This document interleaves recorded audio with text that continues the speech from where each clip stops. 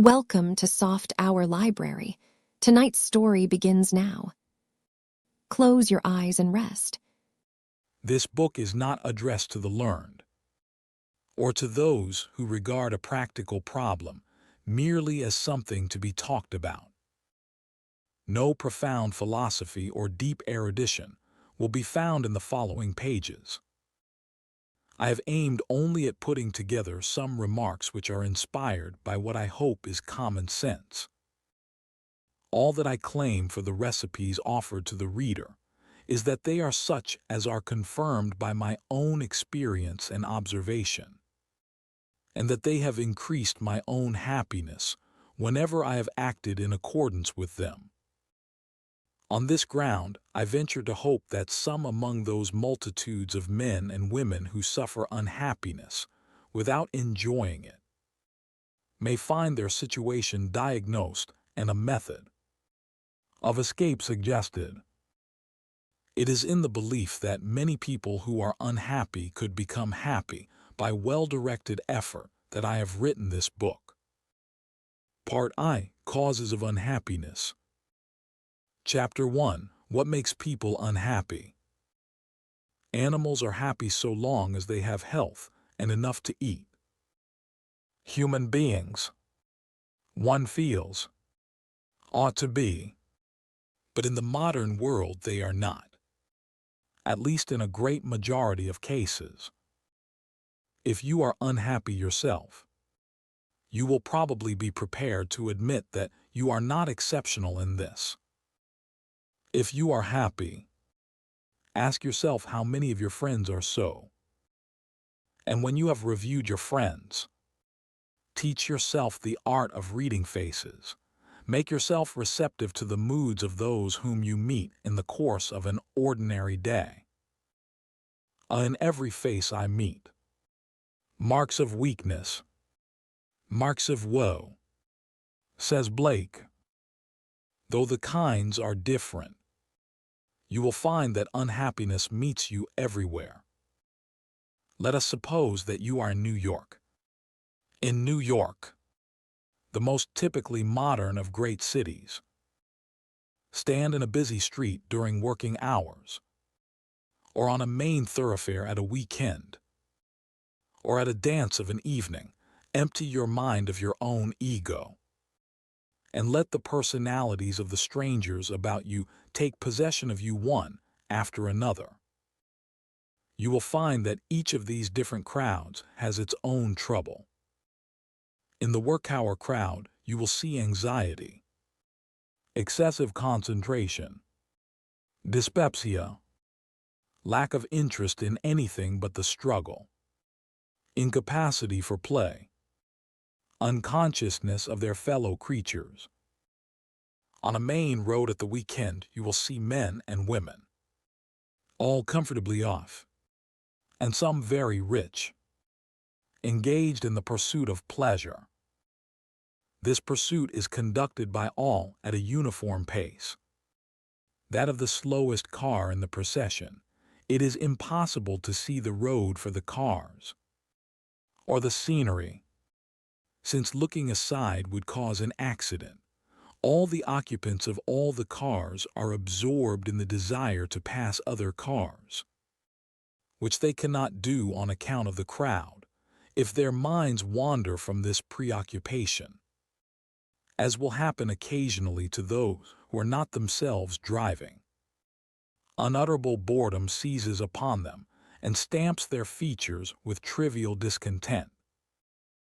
Once in a way, a carload of colored people will show genuine enjoyment, but will cause indignation by erratic behavior, and ultimately get into the hands of the police owing to an accident.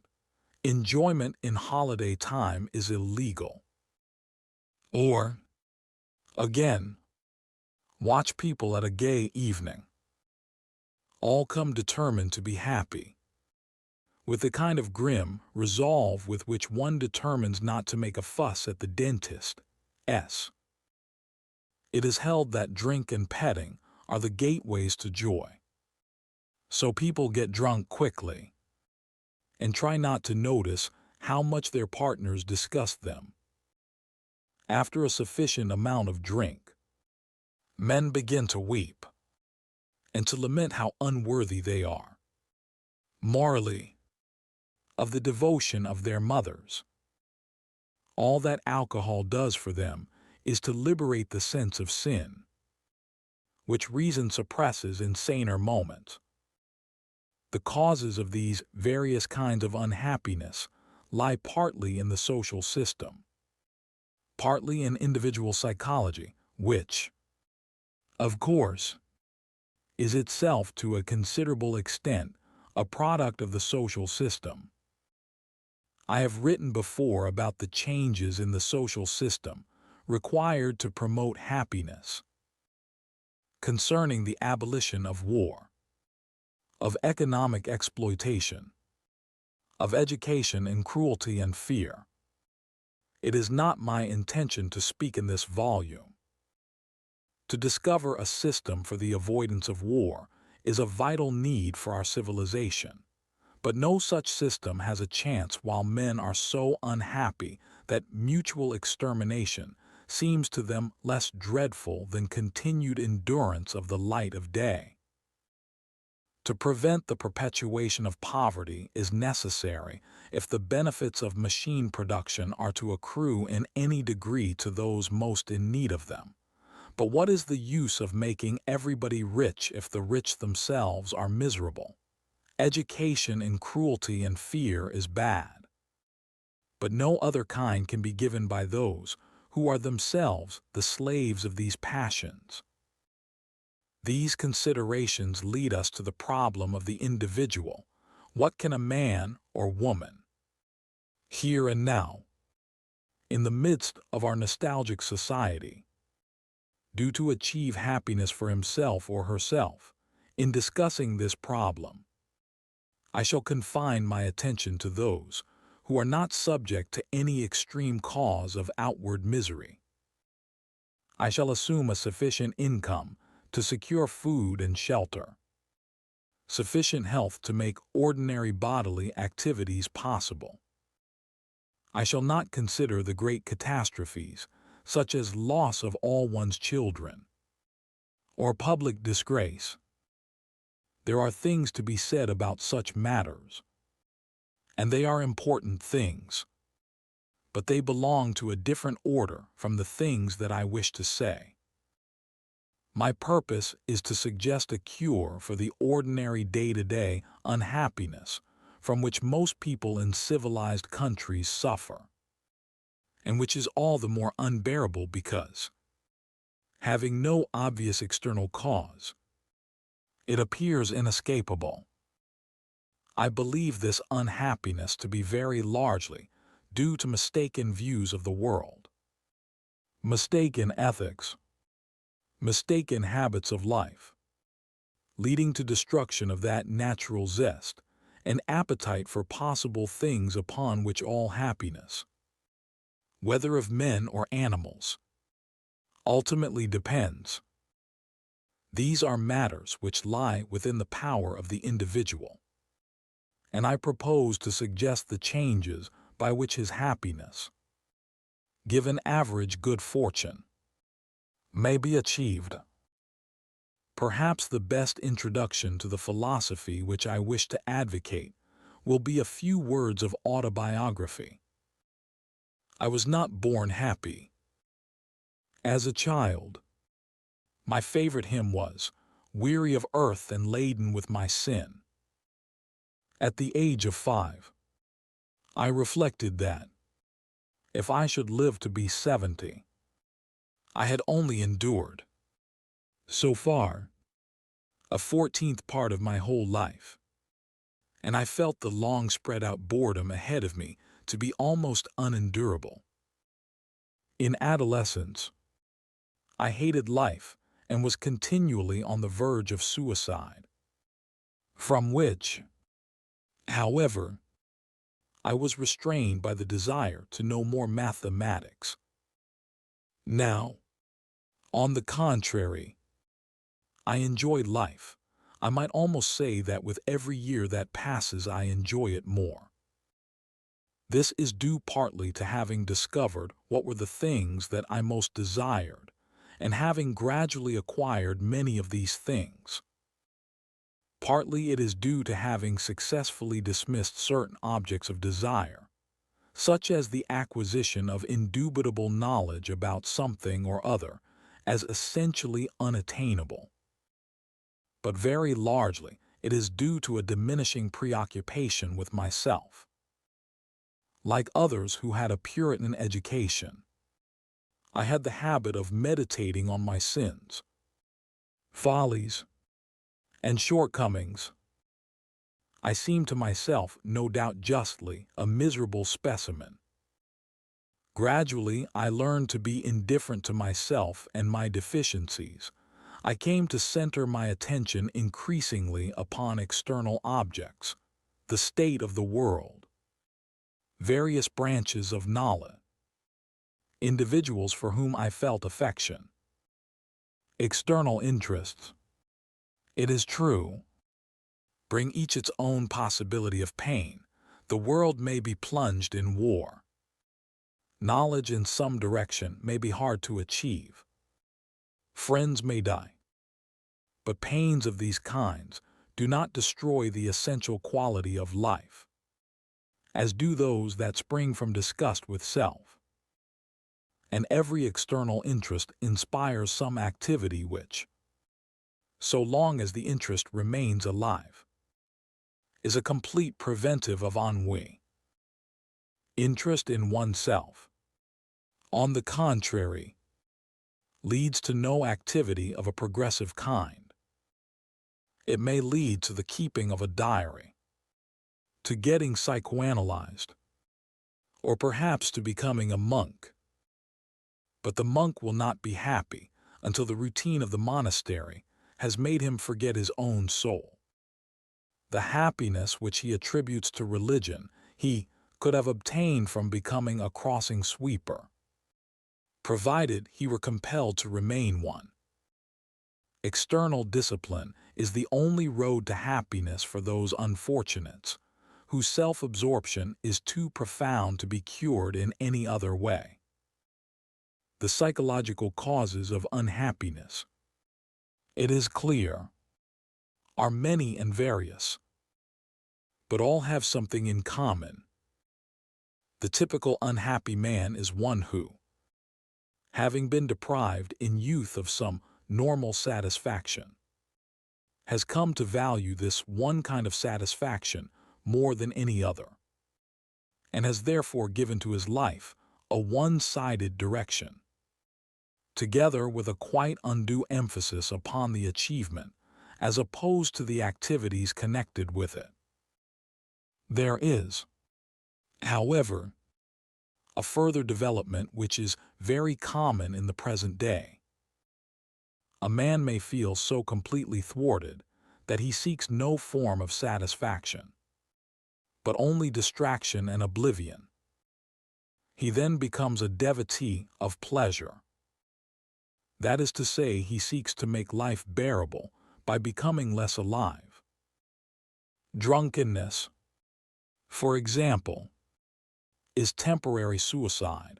The happiness that it brings is merely negative, a momentary cessation of unhappiness.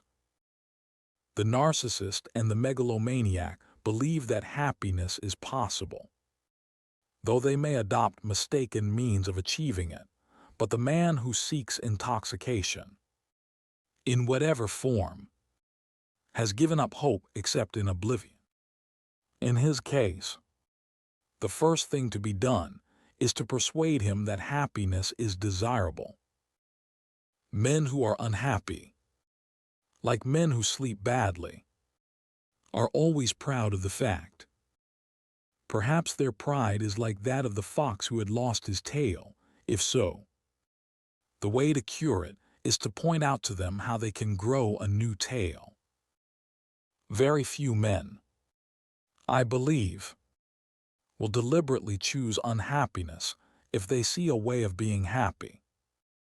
I do not deny that such men exist, but they are not sufficiently numerous to be important. I shall therefore assume that the reader would rather be happy than unhappy. Whether I can help him to realize this wish, I do not know, but at any rate the attempt can do no harm. Chapter 2. Byronic Unhappiness. It is common in our day, as it has been in many other periods of the world's history, to suppose that those among us who are wise have seen through all the enthusiasms of earlier times and have become aware that there is nothing left to live for. The men who hold this view are genuinely unhappy, but they are proud of their unhappiness, which they attribute to the nature of the universe and consider to be the only rational attitude for an enlightened man. Their pride in their unhappiness makes less sophisticated people suspicious of its genuineness. They think that the man who enjoys being miserable is not miserable. This view is too simple. Undoubtedly, there is some slight compensation in the feeling of superiority and insight which these sufferers have, but it is not sufficient to make up for the loss of simpler pleasures.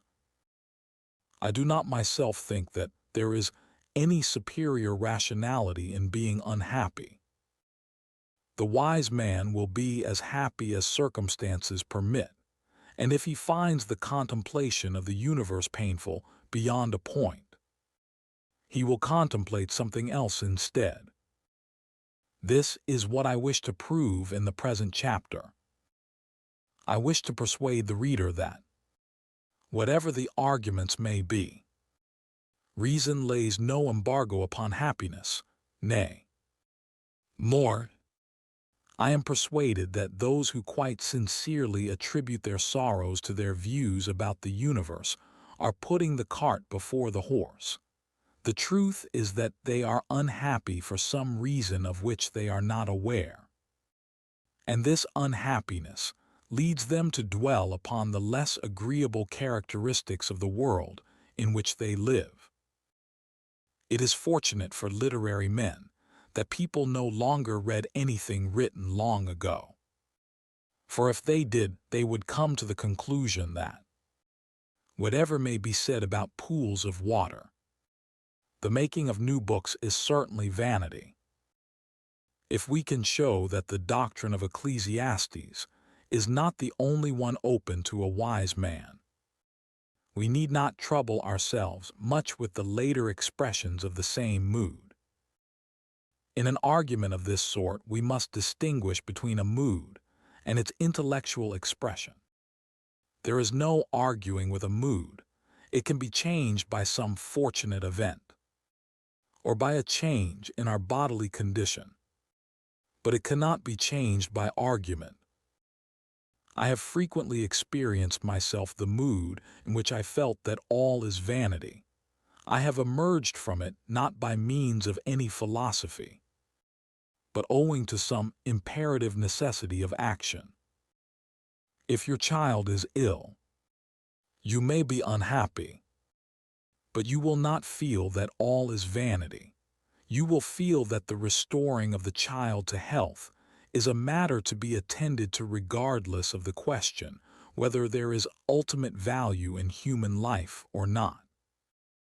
A rich man may, and often does, feel that all is vanity, but if he should happen to lose his money, he would feel that his next meal was by no means vanity. The feeling is one born of a too easy satisfaction of natural needs. The human animal, like others, is adapted to a certain amount of struggle for life. And when by means of great wealth Homo sapiens can gratify all his whims without effort, the mere absence of effort from his life removes an essential ingredient of happiness. The man who acquires easily things for which he feels only a very moderate desire concludes that the attainment of desire does not bring happiness. If he is of a philosophically disposition, he concludes that human life is essentially wretched. since the man who has all he wants is still unhappy. He forgets that to be without some of the things you want is an indispensable part of happiness. So much for the mood. There are, however, also intellectual arguments in Ecclesiastes. The rivers run into the sea, yet the sea is not full. There is no new thing under the sun. There is no remembrance of former things. I hated all my labor which I had taken under the sun, because I should leave it unto the man that shall be after me.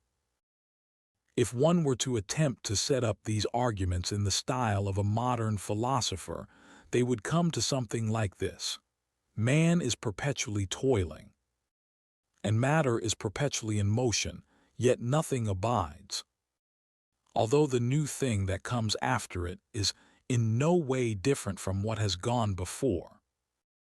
A man dies, and his heir reaps the benefits of his labors. The rivers run into the sea, but their waters are not permitted to stay there. Over and over again, in an endless, purposeless cycle, men and things are born and die without improvement, without permanent achievement, day after day, year after year. The rivers, if they were wise, would stay where they are. Solomon, if he were wise, would not plant fruit trees of which his son is to enjoy the fruit. But in another mood, how different all this looks. No new thing under the sun. What about skyscrapers, aeroplanes, and the broadcast speeches of politicians? What did Solomon know about such things? Ecclesiastes was not, of course, really written by Solomon, but it is convenient to allude to the author by this name. If he could have heard on the wireless the speech of the Queen of Sheba to her subjects on her return from his dominions, would it not have consoled him among his feudal trees and pools? If he could have had a press-cutting agency to let him know what the newspapers said about the beauty of his architecture, the comforts of his harem, and the discomfitures of rival sages in argument with him, could he have gone on saying that there is no new thing under the sun, it may be that these things would not have wholly cured his pessimism, but he would have had to give it a new expression. Indeed, one of Mr. Crutch's complaints of our time is that there are so many new things under the sun. If either the absence or the presence of novelty is equally annoying, it would hardly seem that either could be the true cause of despair. Again, take the fact that all the rivers run into the sea, yet the sea is not full unto the place from whence the rivers come. Thither they return again. Regarded as a ground for pessimism, this assumes that travel is unpleasant. People go to health resorts in the summer, yet return again unto the place whence they came. This does not prove that it is futile to go to health resorts in the summer. If the waters were endowed with feeling, they would probably enjoy the adventurous cycle after the manner of Shelley's cloud. As for the painfulness of leaving things to one's heir, that is a matter that may be looked at from 2 points of view. From the point of view of the heir, it is distinctly less disastrous. Nor is the fact that all things pass in itself any ground for pessimism. If they were succeeded by worse things, that would be a ground. But if they are succeeded by better things, that is a reason for optimism. What are we to think if, as Solomon maintains, they are succeeded by things exactly like themselves? Does not this make the whole process futile, emphatic and not? Unless the various stages of the cycle are themselves painful.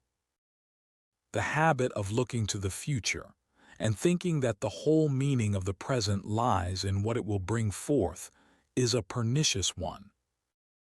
There can be no value in the whole unless there is value in the parts. Life is not to be conceived on the analogy of a melodrama in which the hero and heroine go through incredible misfortunes, for which they are compensated by a happy ending. I live and have my day. My son succeeds me and has his day. His son in turn succeeds him.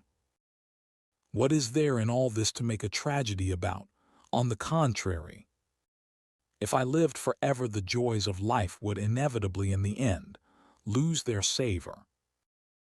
As it is, they remain perennially fresh.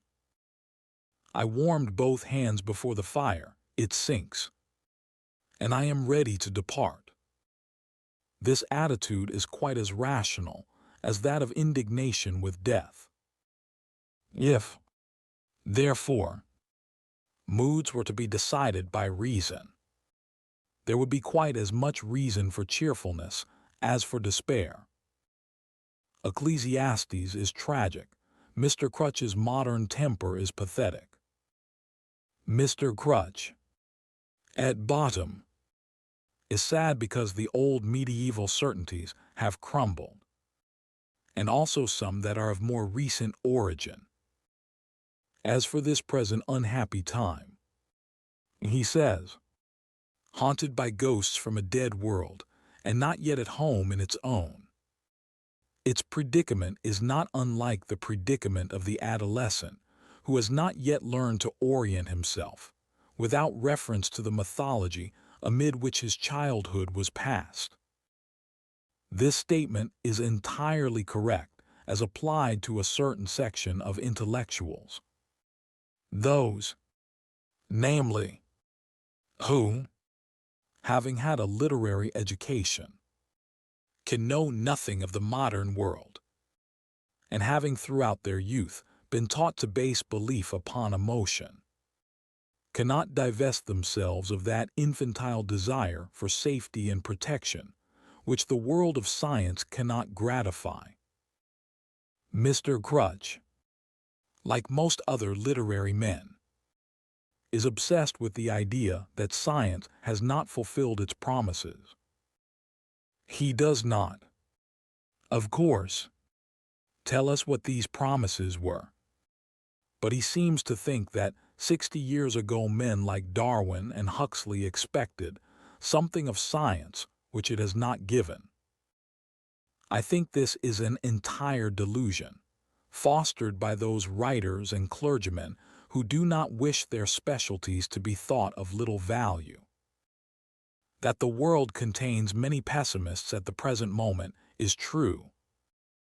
There have always been many pessimists whenever there have been many people whose income has diminished.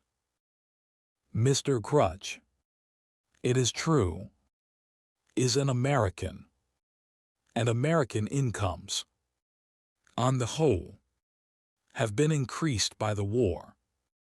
But throughout the continent of Europe, the intellectual classes have suffered terribly, while the war itself gave everyone a sense of instability.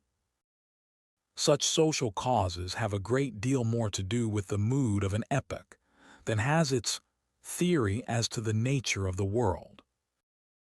Few ages have been more despairing than the 13th century, although that faith which Mr. Crutch so regrets was then firmly entertained by everyone except the emperor and a few great Italian nobles.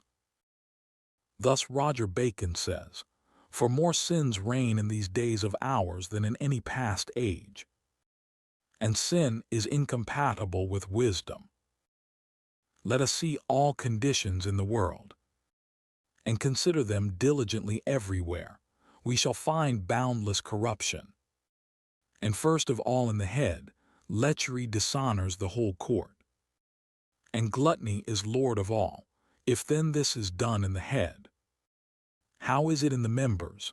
See the prelates, how they hunt after money and neglect the cure of souls, let us consider the religious orders.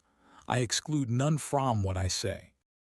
See how they are fallen, one and all, from their right state, and the new orders of friars are already horribly decayed from their first dignity.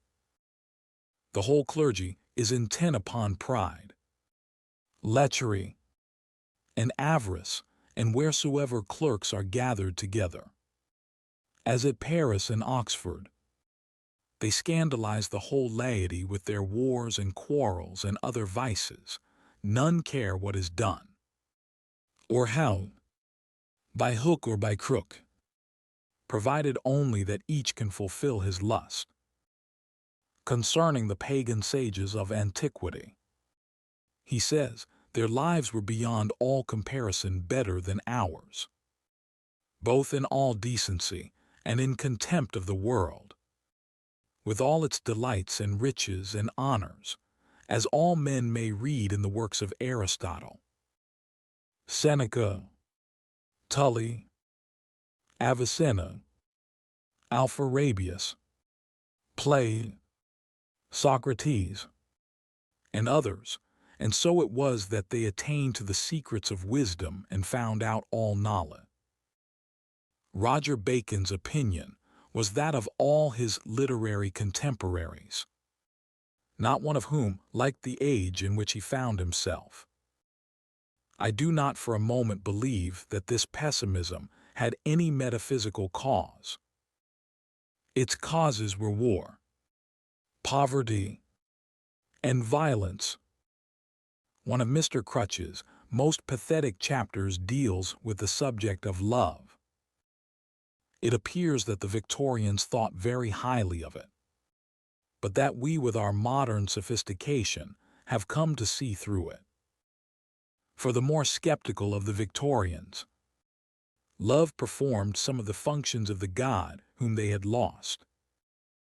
Faced with it, many of even the most hard-headed turned, for the moment, mystical. They found themselves in the presence of something which awoke in them that sense of reverence which nothing else claimed, and something to which they felt, even in the very depth of their being, that an unquestioning loyalty was due.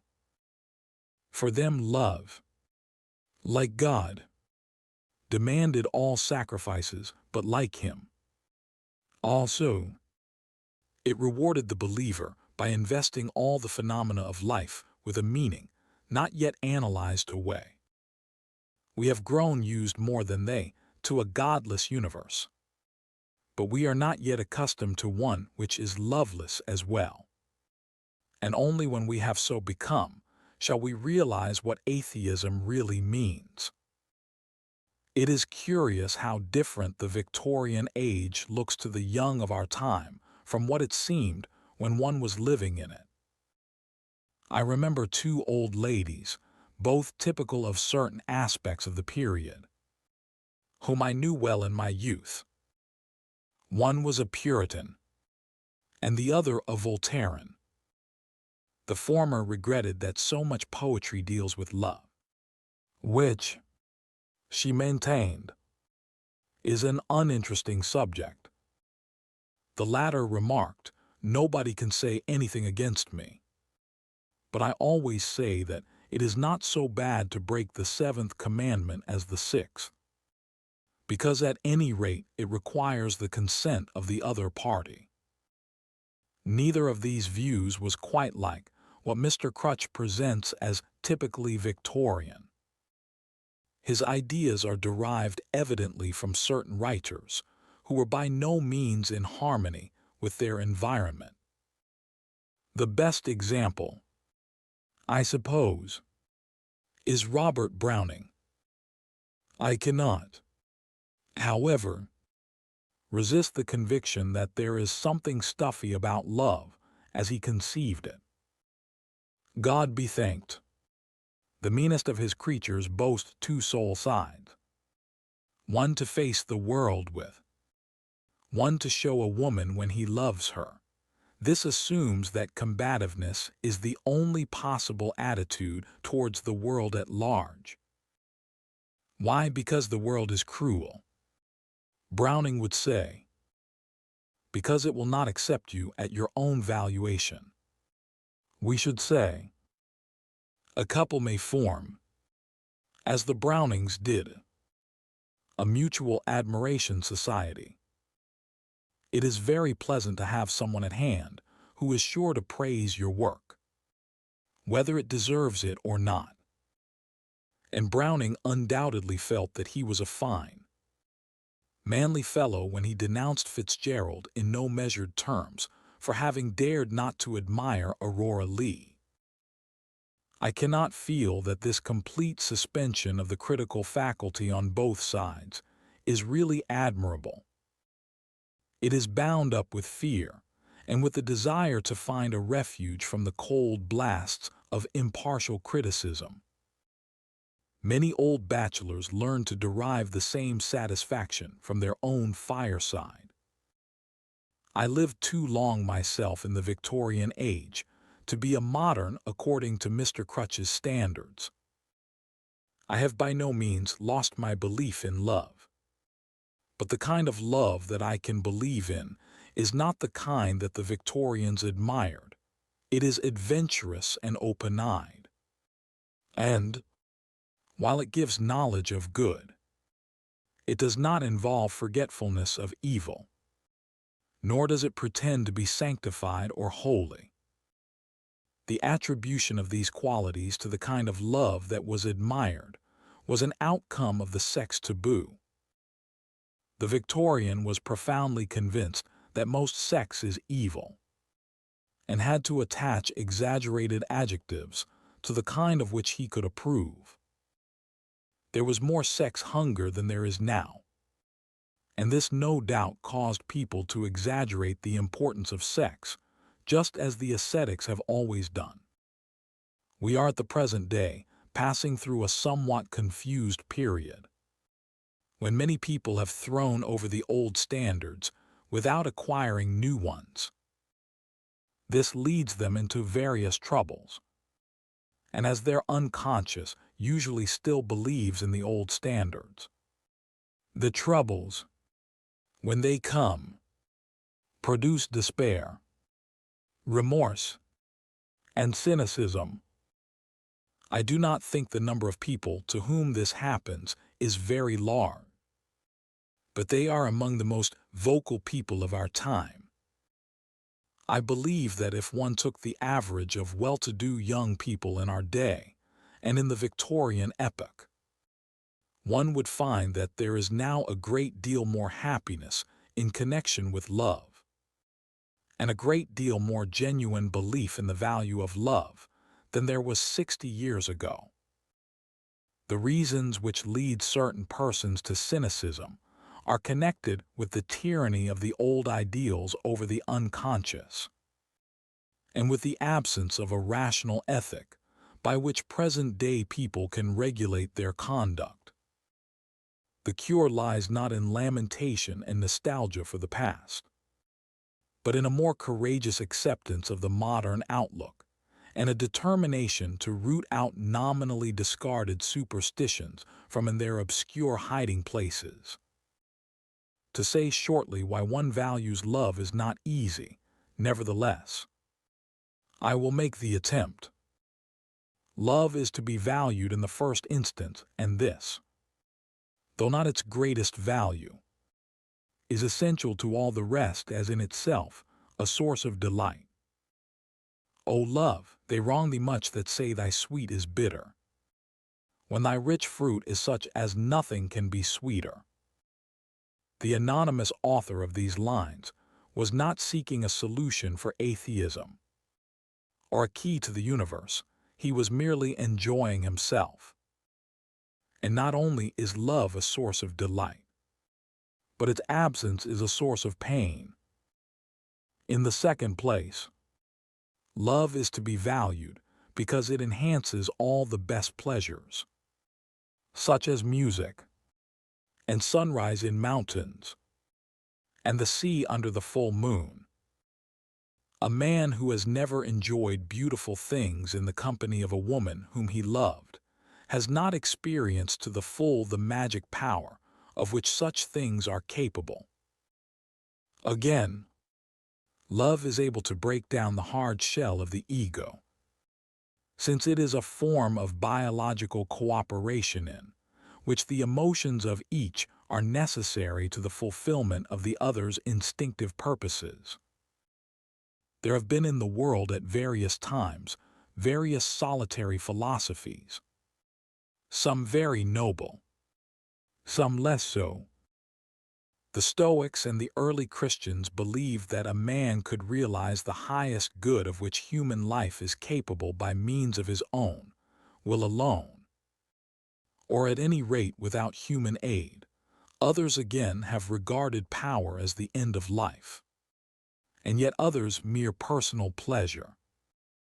All these are solitary philosophies, in the sense that the good is supposed to be something realizable in each separate person, not only in a larger or smaller society of persons.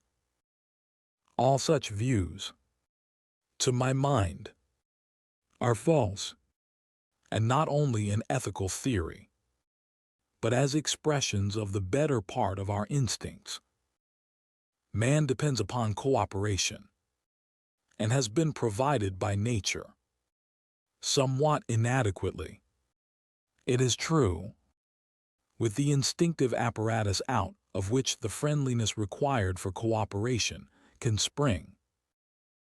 Love is the first and commonest form of emotion leading to cooperation, and those who have experienced love with any intensity will not be content with a philosophy that supposes their highest good to be independent of that of the person loved. In this respect, parental feeling is even more powerful. But parental feeling at its best is the result of love between the parents. I do not pretend that love in its highest form is common, but I do maintain that in its highest form it reveals values which must otherwise remain unknown, and has itself a value which is untouched by skepticism, although skeptics who are incapable of it may falsely attribute their incapacity to their skepticism. True love is a durable fire, in the mind ever burning, never sick, never dead, never cold, from itself never turning.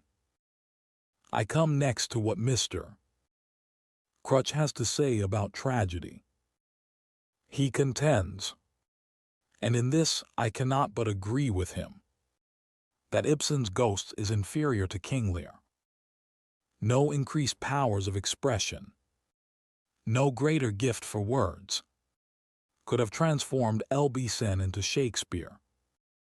The materials out of which the latter created his works, his conception of human dignity, his sense of the importance of human passions, his vision of the amplitude of human life, simply did not and could not exist for L.B.Sen, as they did not and could not exist for his contemporaries. God and man and nature had all somehow dwindled in the course of the intervening centuries. Not because the realistic creed of modern art led us to seek out mean people, but because this meanness of human life was somehow thrust upon us by the operation of that same process which led to the development of realistic theories of art by which our vision could be justified. It is undoubtedly the case that the old-fashioned kind of tragedy which dealt with princes and their sorrows is not suitable to our age. And when we try to treat in the same manner the sorrows of an obscure individual, the effect is not the same. The reason for this is not, however, any deterioration in our outlook on life, but quite the reverse. It is due to the fact that we can no longer regard certain individuals as the great ones of the earth, who have a right to tragic passions, while all the rest must merely drudge and toil to produce the magnificence of those few. Shakespeare says, "When beggars die, there are no comets seen. The heavens themselves blaze forth the death of princes." In Shakespeare's day, this sentiment, if not literally believed, at least expressed an outlook which was practically universal and most profoundly accepted by Shakespeare himself. Consequently, the death of Cinna, the poet, is comic, whereas the deaths of Caesar, Brutus, and Cassius are tragic.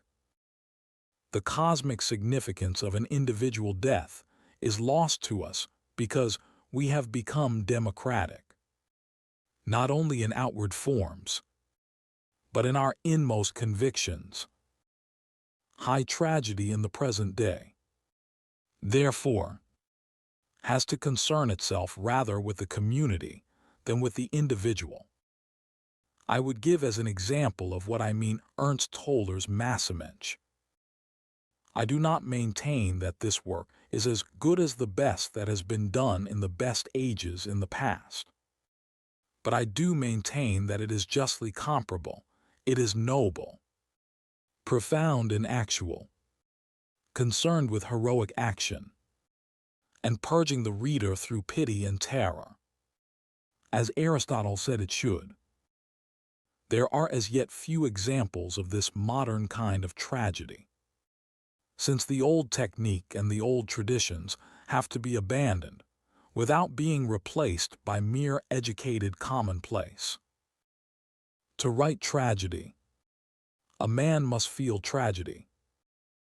To feel tragedy, a man must be aware of the world in which he lives, not only with his mind, but with his blood and sinews. Mr. Crutch talks throughout his book at intervals about despair, and one is touched by his heroic acceptance of a bleak world. But the bleakness is due to the fact that he and most literary men have not yet learnt to feel the old emotions in response to new stimuli. The stimuli exist, but not in literary coteries. Literary coteries have no vital contact with the life of the community, and such contact is necessary if men's feelings are to have the seriousness and depth within which both tragedy and true happiness proceed. To all the talented young men who wander about feeling that there is nothing in the world for them to do, I should say, give up trying to write, and, instead, try not to write. Go out into the world, become a pirate, a king in Borneo, a laborer in Soviet Russia. Give yourself an existence in which the satisfaction of elementary physical needs will occupy all your energies. I do not recommend this course of action to everyone, but only to those who suffer from the disease which Mr. Crutch diagnoses. I believe that, after some years of such an existence, the ex-intellectual will find that, in spite of his efforts, he can no longer refrain from writing. And when this time comes, his writing will not seem to him futile.